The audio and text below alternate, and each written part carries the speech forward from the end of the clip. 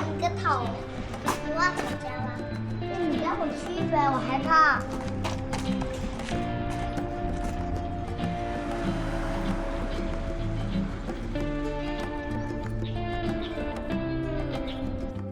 广州至少有2个长办，一个在白云，大概是客家村，距离嘉禾望港不太远；一个在天河，大概是广府村，距离天河客运站不太远。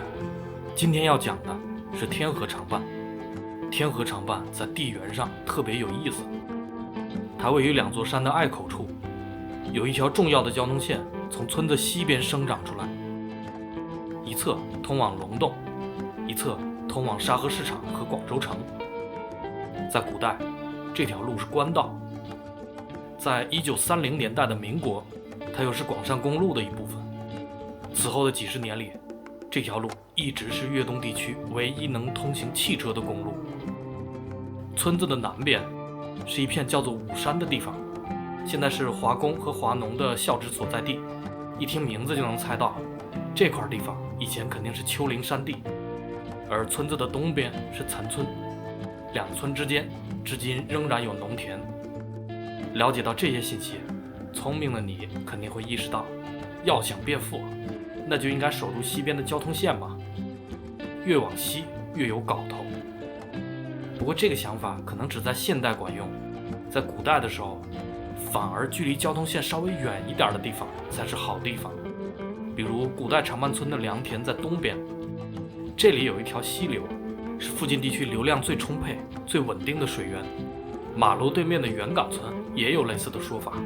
古时候，远离官道的上原港富饶，下原港那就差点意思。那为什么现在就反过来了呢？这其中究竟发生了哪些变化？那就说来话长了，咱们进到村子里，慢慢逛，慢慢讲。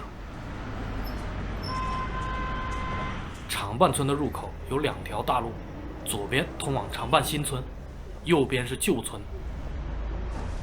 新村和旧村的面积差不多大，新村其实更有特色，但是咱们还是先把旧村逛一下。多数人租房可能会考虑这边，因为距离地铁线更近一些。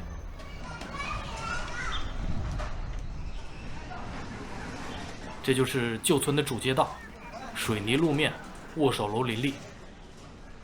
长办旧村是圆形的，绕着走一圈，大概1公里左右，算是中等偏小规模的城中村。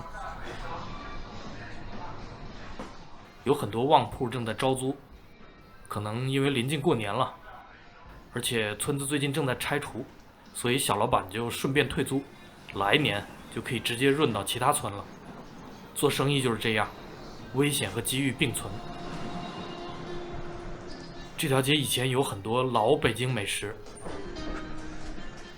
那有河北驴肉火烧，这个在广州非常少见，住在长办村那就有口福了。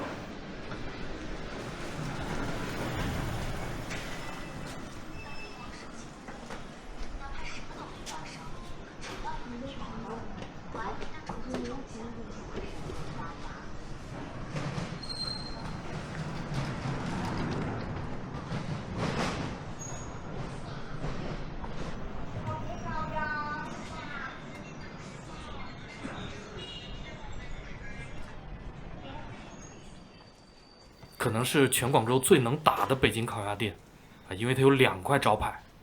为什么有2块，暂时不得而知。不过这件事可以先放一放，先给大家看一下旁边的小巷。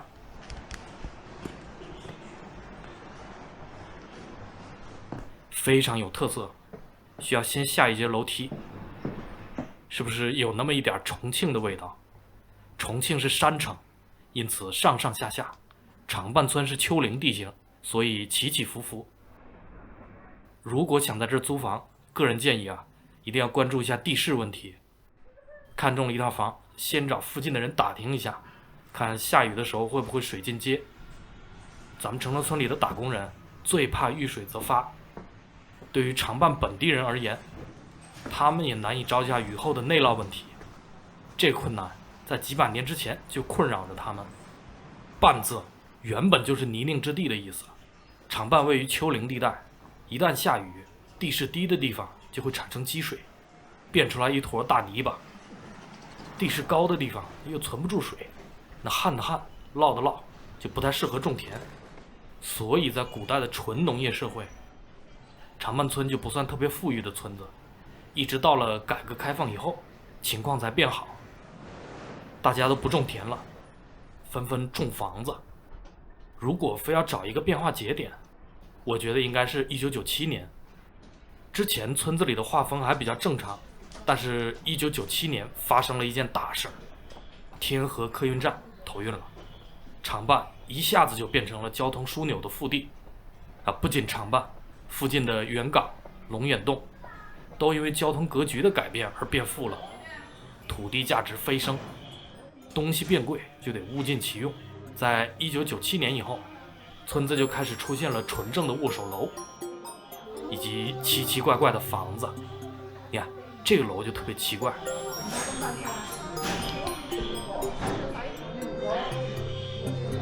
从这走过去还没有什么异样，就是一个通道嘛。继续往前走，似乎马上就能豁然开朗。往上看就不对劲儿了，左右两边是2栋楼啊，犬牙交错，拼接到了一块儿，楼层还错开了半层。怎么样，神奇吧？这些公寓其貌不扬，实则五脏俱全，都有独立的卫生间，还配了空调。你看这公寓居然还有跑步机，在1997年以前肯定想不到能有这么好的公寓。所以交通线对区域发展的影响实在是太大了。长半村和路有着很深的羁绊，不靠外人，村子自己都集资修过几条路。比如前面不是说过，村子西边的天元路特别关键吗？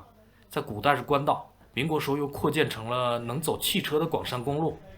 但这条路它没和村子连通起来，于是在1921年，长半村就自己修了一条路。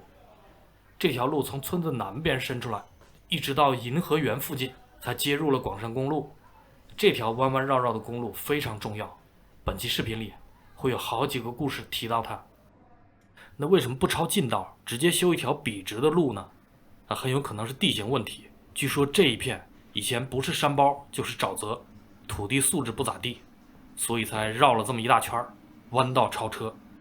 到了1958年，村子又修了一条能通行汽车的长兴路，据说以前也是泥巴地，所以一边修这条路，一边还在路的北边挖了一个水坑用来排水。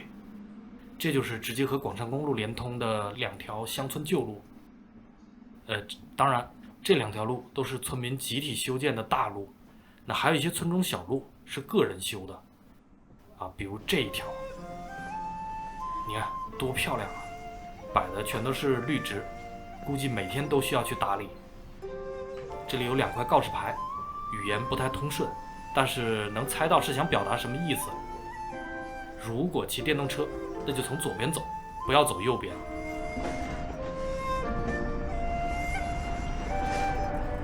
前面还有告示，咱们先看一看这条路的另外一边是什么情况。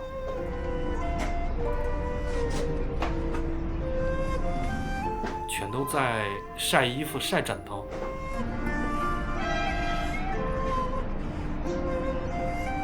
还有晾咸菜的。这侧阳光特别好，那就必须得好好利用。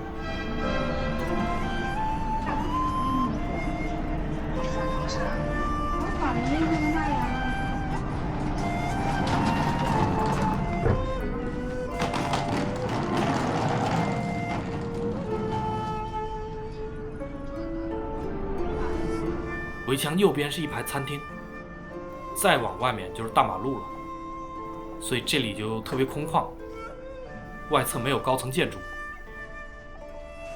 这块告示就讲得比较明白，这条路是房东自己修的，本意是要给住在这里的租客用，应该是本地房东写的。里面有个笔字是粤语的习惯。真正把这里当作家园来建设的人才能干出来这种事儿，大概率是老人家所为。你看这么大一段字，没有标点符号，里面还夹杂着繁体字还有没见过的字，还有乡村儒家风格的道德警告。房东说是出于安全考虑，所以不准电动车通行。我相信他是真诚的，因为地上居然加了几条减速带。我看了一遍我拍的视频，除了门岗那里的收费杆底下，整个长半村几十万平方米，就只有这地方有橡胶减速带，还能说什么？太正常了。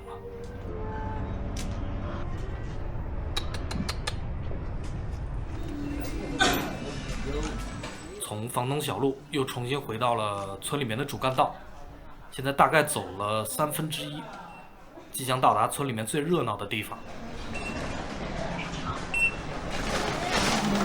这条路是下坡路，坡度还比较明显，不知道下暴雨的时候会不会有洪水。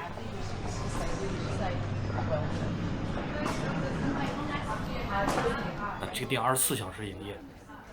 以前一直没有把潮汕和莲藕联系到一起，直到去了龙眼洞，我才知道潮汕也产藕，而且是咸水藕。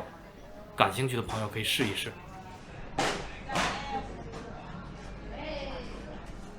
这个糖水铺是无人值守的，在城中村开了好多店，好像华东那边也出现这种模式了，不知道有没有朋友吃过，大家觉得味道怎么样呢？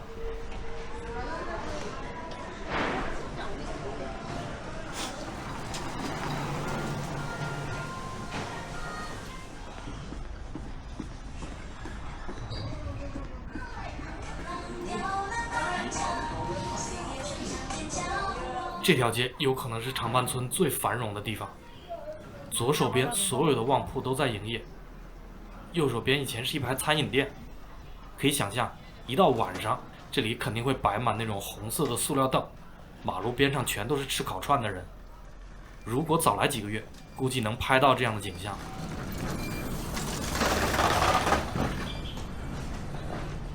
现在大概走了一半了，继续往前，会连续遇到好几座祠堂。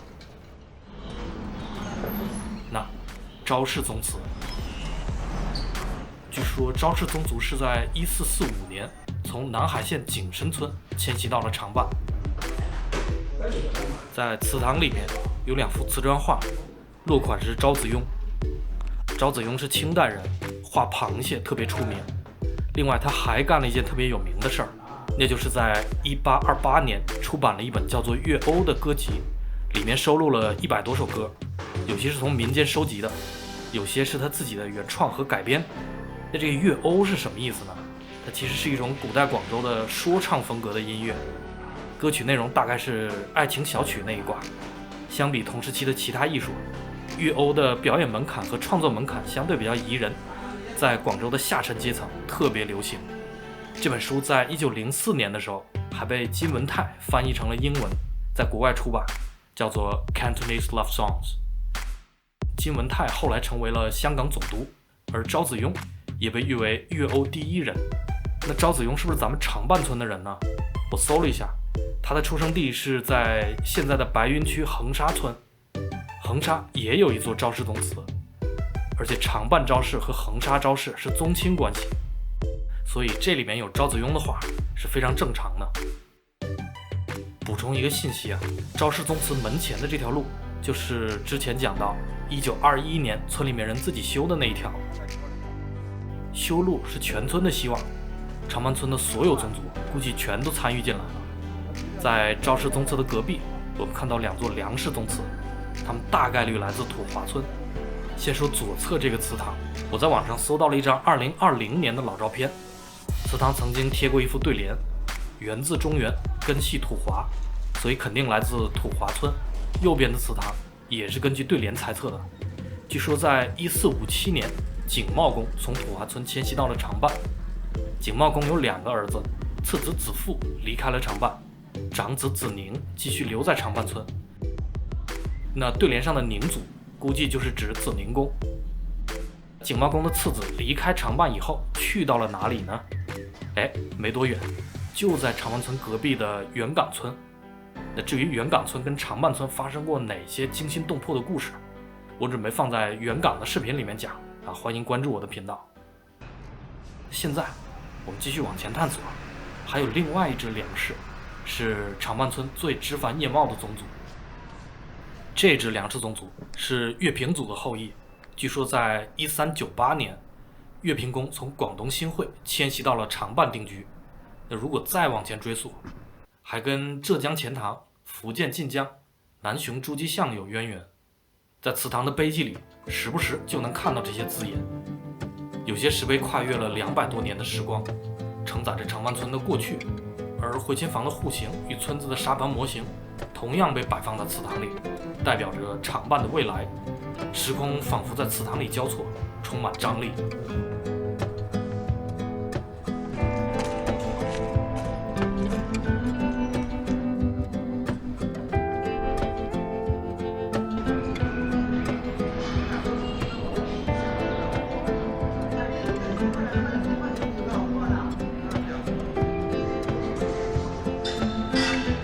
不知道大家会不会好奇，如果一个村子里面有很多宗族，那么该如何保持和谐呢？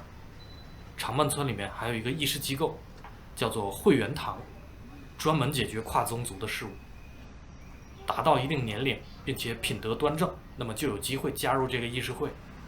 议事会的成员全部来自村里面的各个宗族。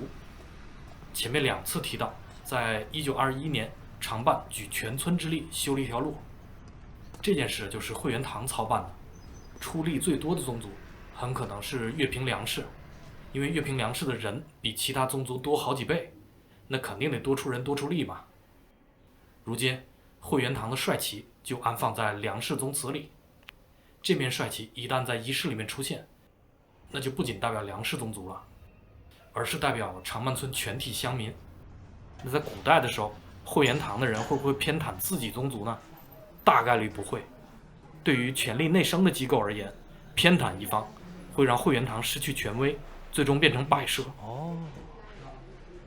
长伴村曾经还有一个北帝庙，据说在1950年代还是1960年代才被拆除。古代的会员堂有很多活动都是在北帝庙办的。村里每个人都有祖先神，那就得让自然神镇场子，这样才有助于让议事机构保持公正。看过往期视频的人可能会联想到龙洞，龙洞也有类似的机构，也拜北帝。2个村子确实有很多的渊源。和龙洞一样，长伴村也有4月初8牛佛诞的说法，但是长伴没有说为什么有这个节日。很有可能这个节日和龙洞的牛佛诞是同源的。离开梁氏宗祠就剩最后一小节路了，咱们看点不一样的景色。就是有没有刷到过这样一种照片，一个密布着握手楼的广式城中村，在最中间的位置长满了树，拍摄一张俯瞰视角的照片会充满张力。那肯定有人好奇里面到底是什么样，今天刚好能一探究竟。长伴村也有一块这样的地方。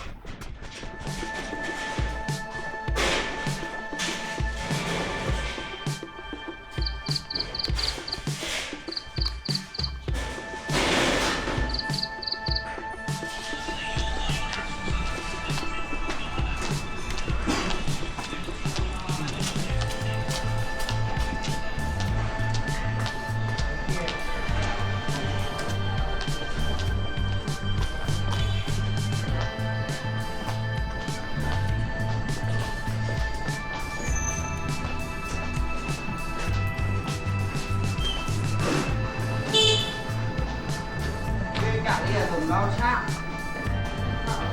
xạ của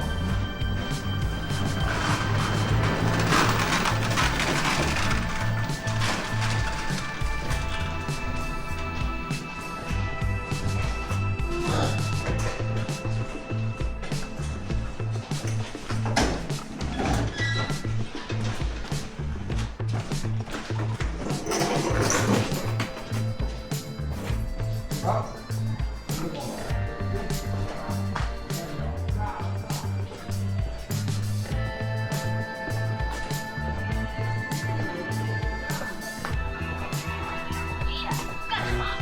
哎，这里是不是有啊？就是那个小对，哦，对呀、这里往这里上去啊？啊啊，好，谢谢啊。啊。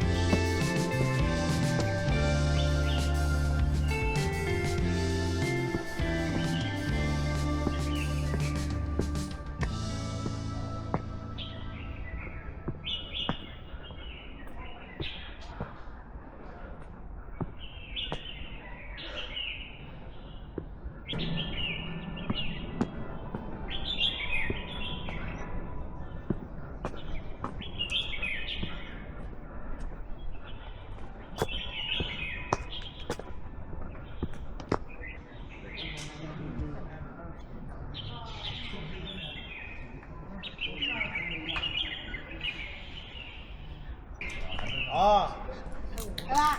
对啊。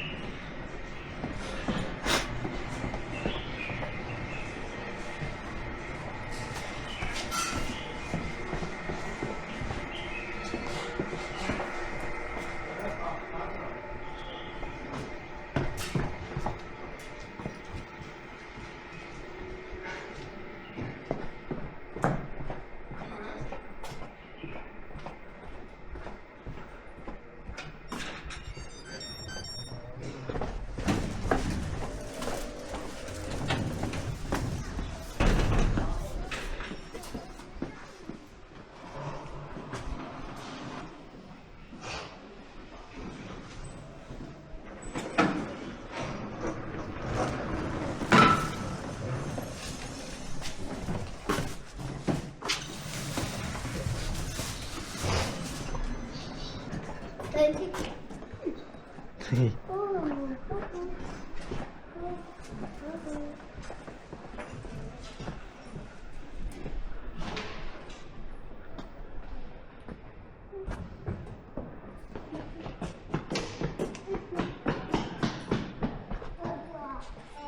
你在哪里接的呀？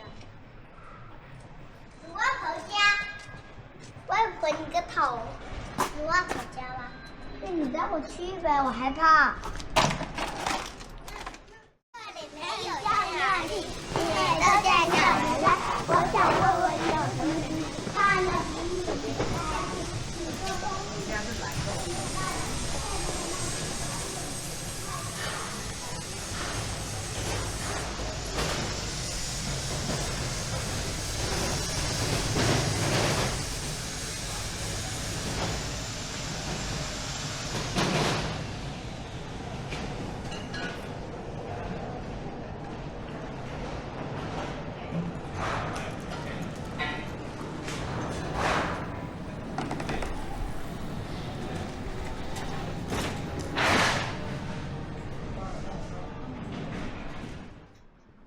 再往前走几十米就能回到起点了，旁边有一块特别神奇的农田。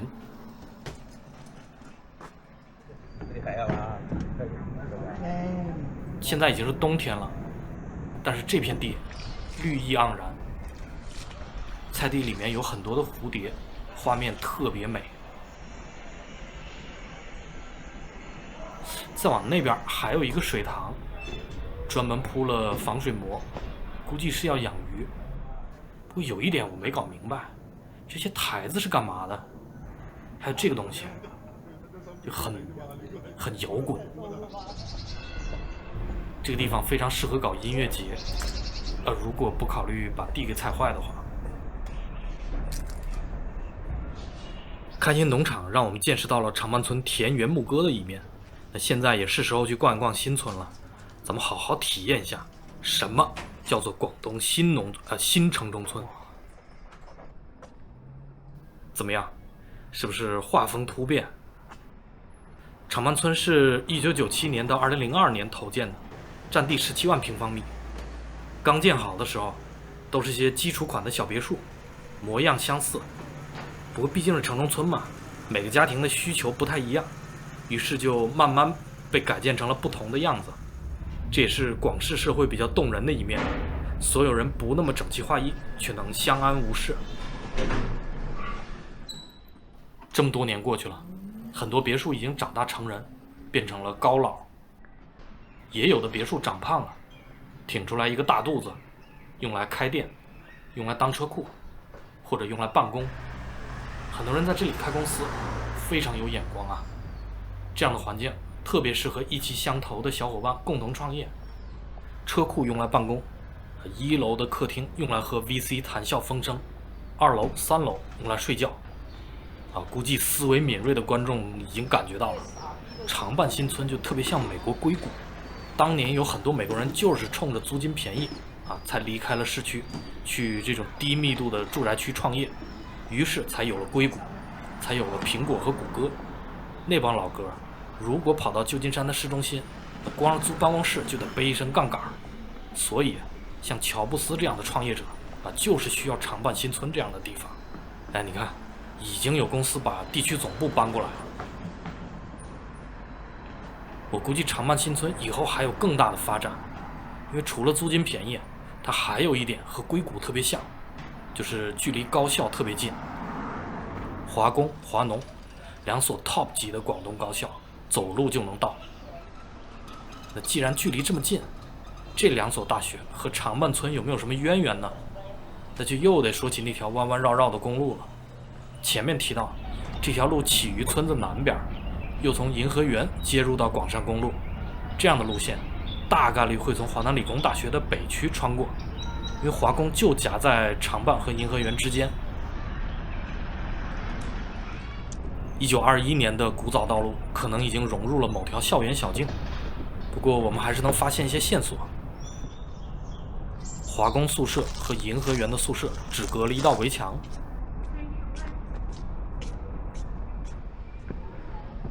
那条公路据说经过华工的化机系，而在如今的学校里，仍然能找到化机系的古老宿舍。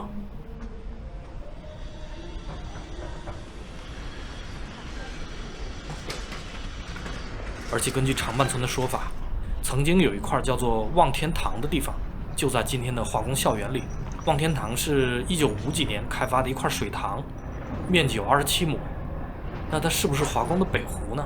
这就不得而知了，缺乏一些证据。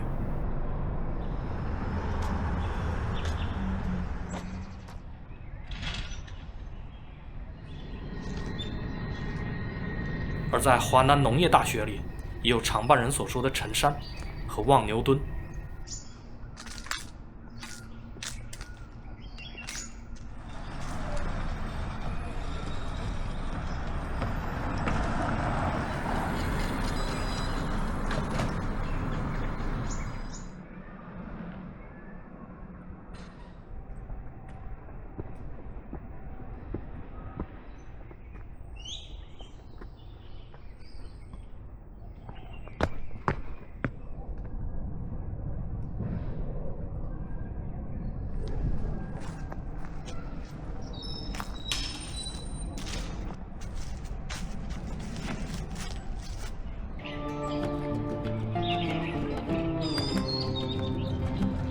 老地名，老传说，虽然已经难觅踪迹，却像隐形的脉络，串联起了城市、校园与村庄的过去。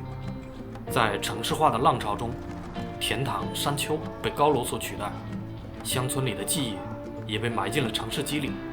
长兴路旁边千禧年建成的小区是常伴村开发的，丽晶酒店更是常伴人骄傲的集体资产。作为广州几百个城中村的最大投资方，香港资本也没有在常伴缺席。天河客运站对面的优托邦商业广场就是他们的作品。华工和华农的同学，有没有偶尔来这里吃一顿饭，或者看一场电影呢？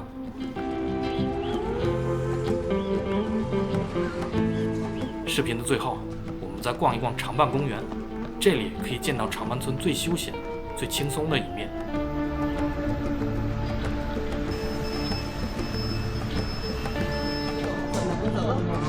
cái chân đầu à, đủ với cả